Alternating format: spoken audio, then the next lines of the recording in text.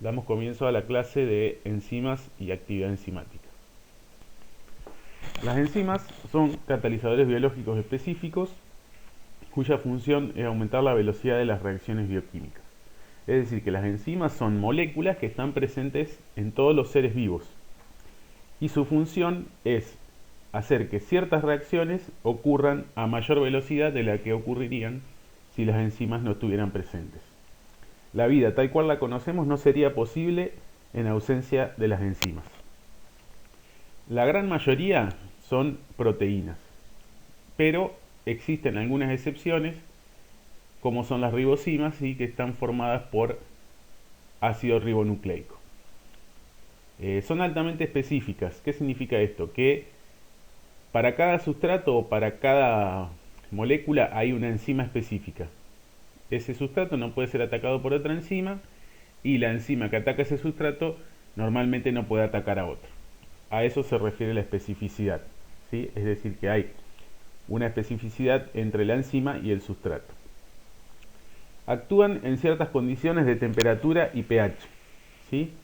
Tanto la temperatura como el pH afectan la estructura y por ende la funcionalidad de la enzima. Es decir, que si la enzima se encuentra en un ambiente con una temperatura o un pH distintos al cual necesita, no podrá cumplir su función.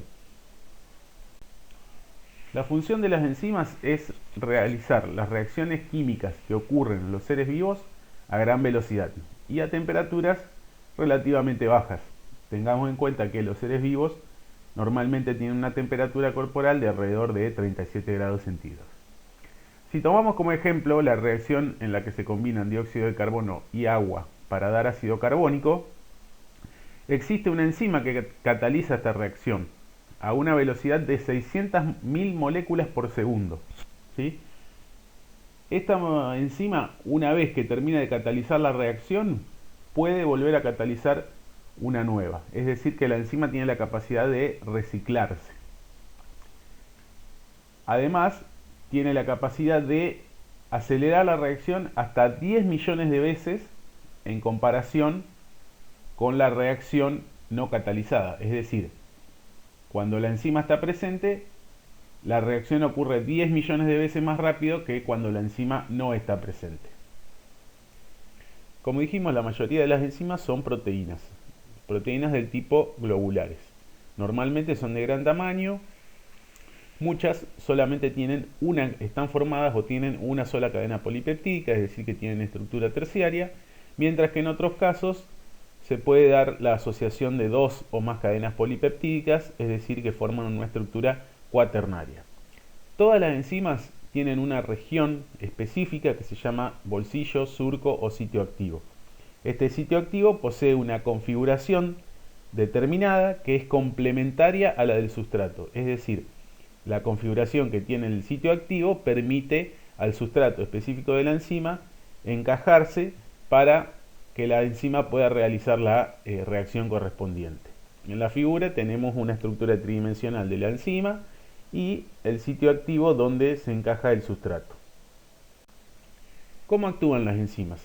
Bien, el sustrato se encaja en el sitio activo, en este caso tenemos como sustrato a la sacarosa y la enzima es la sacarasa. ¿Sí? Normalmente las enzimas tienen terminación asa, ASA, y su nombre normalmente deriva del sustrato al cual atacan.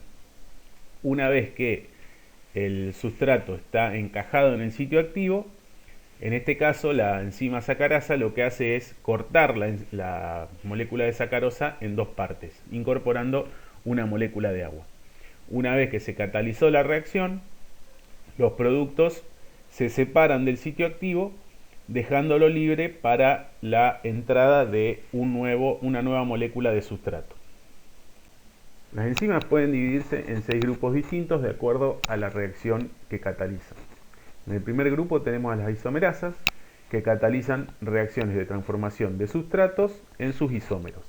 En el ejemplo podemos ver la isomerización del grupo alcohol en el tercer carbono hacia el segundo carbono. En el grupo 2 tenemos las oxidorreductasas, que catalizan reacciones de oxidorreducción. En el ejemplo podemos ver la reducción del ácido oxalacético a ácido málico utilizando para ello una molécula de NAT. En el tercer grupo tenemos las sintetasas o ligasas que catalizan la síntesis de moléculas a través de la hidrólisis de una molécula de ATP. En el ejemplo podemos ver cómo la acetilcoenzima A se transforma en malonilcoenzima A través de la incorporación de una molécula de dióxido de carbono con la hidrólisis de una molécula de ATP. En el cuarto grupo encontramos a las hidrolasas, que son las enzimas que catalizan reacciones de hidrólisis con intervención del agua. En el ejemplo podemos ver cómo la glucosa 6-fosfato pierde su grupo fosfato para transformarse en glucosa. Y podemos ver también el grupo fosfato escindido de forma libre. En el quinto grupo encontramos a las liasas, que son las que catalizan la adición o escisión de grupos funcionales. En el ejemplo vemos cómo el ácido pirúvico pierde su grupo carboxílico, el cual se transforma en una molécula de dióxido de carbono, y ese grupo carboxílico es reemplazado por un átomo de hidrógeno. Es decir, que el ácido pirúvico se transforma en acetaldehído. Finalmente, en el último grupo encontramos las transferasas o quinasas, que son las enzimas que catalizan la transferencia de grupos funcionales. En el ejemplo vemos que tenemos el ácido aspartico por un lado, el ácido cetoglutárico por el otro, y lo que se hace es transferir el grupo cetona del ácido cetoglutárico hacia el ácido aspartico y el grupo amino del ácido aspartico al ácido cetoglutárico. De esta forma se forman dos nuevos ácidos, el ácido oxalacético y el ácido glutámico. Sí, en este caso transferimos un grupo funcional de una molécula hacia otra y viceversa. Algunas enzimas para realizar su función requieren de sustancias adicionales. Estas sustancias no son proteínas y son de bajo peso molecular. En el caso de que sean iones, se denominan cofactores. Algunos ejemplos son magnesio, hierro, cobre, zinc, molibdeno, sodio, potasio. En el caso de que estas sustancias sean derivados de vitaminas, se denominan coenzimas, ¿sí? Entre ellos tenemos el FAT, el NAT, la coenzima A, la piridoxina, la biotina. Estas coenzimas las veremos un poco más en detalle cuando demos el tema de metabolismo. Bien, finalmente, ¿cuáles factores son los que pueden modificar la acción de una enzima? La concentración de la enzima, la concentración del sustrato, la temperatura, el pH y los inhibidores, ¿sí? Tanto temperatura como pH, si no son las correctas para que la enzima actúe, la enzima se degrada, por lo tanto no podrá realizar su función. Y también existen inhibidores, es decir, moléculas que son parecidas a los sustratos, que ocupan el sitio activo y no le permiten a la enzima realizar su función. En algunos casos, esos inhibidores pueden despegarse, entre comillas, de la enzima y permitir que ésta realice su función, y en otros casos no.